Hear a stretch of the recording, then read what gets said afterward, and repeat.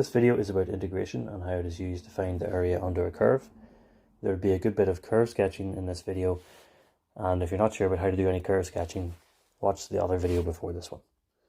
Now the first question asks us to find the area under this quadratic curve between the lines x equals 0 and x equals 1. So what's actually happening here is it's telling us the limits between which we are going to integrate. Now it doesn't ask us to sketch the curve, but it's good practice to do it anyway. This quadratic curve cuts the x-axis at -3 and 2, and we have our turning point here, and it cuts the y-axis at -6.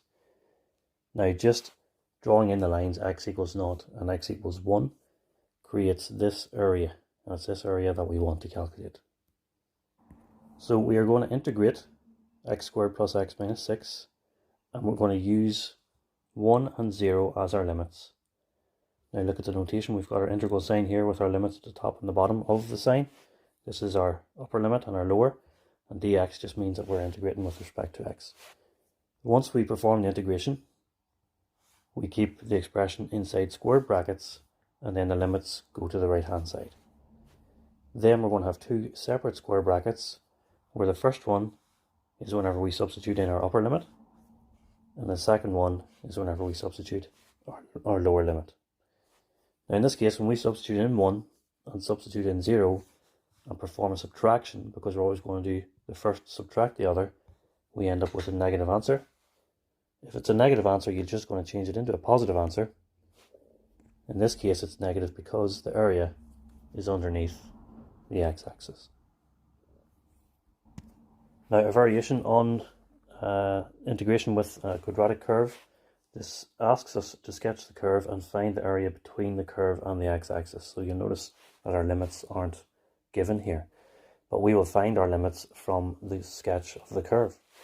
Now previously I said that there's another video, so if you're still not sure, make sure you watch that video on how to do curve sketching. This is a quadratic, so the steps involved are letting x be 0 and figuring out where it cuts the y-axis. Then let y be 0, and this is where it cuts the x-axis. Then differentiate to find our turning point, and then prove if that's a minimum or a maximum. So this is our curve. These are the two coordinates where it crosses the x-axis, and because the question is asking us to find the area between the curve and the x-axis, these are therefore our limits, and this is the area we're looking to find. So we take the equation of the curve, x squared plus 3x minus 10, we're going to integrate it with our upper limit as 2 and our lower limit as -5. Once we integrate, we put it into square brackets and have our limits on the right hand side. So then we're going to have two separate square brackets. The first one is whenever we substitute in our upper limit, and the second one, which we're going to subtract, is whenever we substitute in our lower limit. In this case, we get again a negative answer of -57 and a sixth, but we will just change that to a positive answer, and the reason why it's negative is because it's below the x-axis. Next type of question is looking at a cubic curve. So if we're looking at the area between a cubic curve and the x-axis, we'll have to sketch the curve and see the previous video if you're not sure. We'll have to identify which area is being asked for, because there's going to be two areas, and in the question it's going to tell us which area we want. And then we're going to use our sketch and use our differentiation to find the limits that we're going to use to integrate. So this is an exact example. This exact curve is used in a different video for sketching. So we're going to sketch this curve and then find the area between the curve and the positive x-axis. So that's really important. The positive x-axis, the area between the curve and the positive x-axis, tells us which area we're going to find. So these are the steps involved in sketching the cubic. Find out where it crosses the y-axis by letting x is equal to 0, so it goes through the origin. Then find out where it crosses the x-axis by letting y is equal to 0. So we'll factorize by taking out an x. One of our solutions, which we already know, is 0, 0, therefore. Then we take this quadratic and find our two solutions. Those are the two x values that the curve cuts through, the two x coordinates.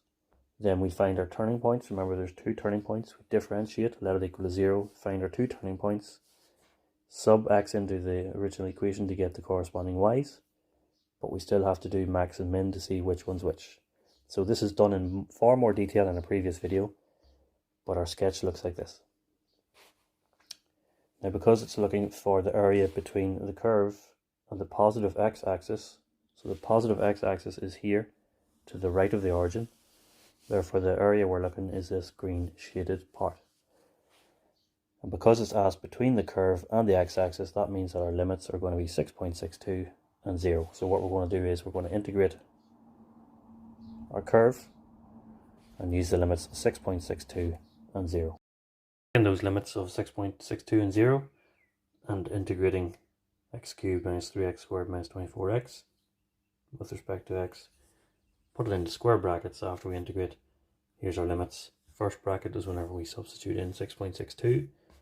Second bracket when we substitute in 0. And when we perform the subtraction, we end up with minus 335.866. Our answer is going to be positive, and to three significant figures, our answer is 336.